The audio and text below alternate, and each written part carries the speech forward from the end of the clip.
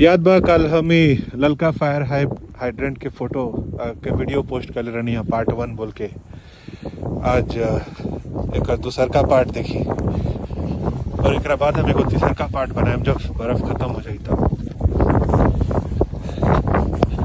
भाई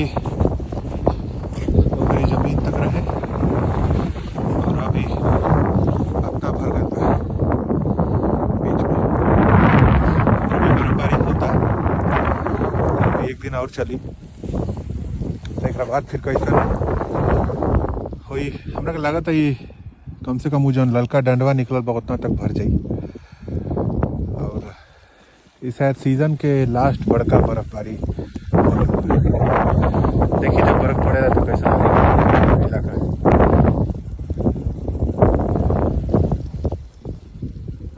चलिए फिर मिले, नमस्कार।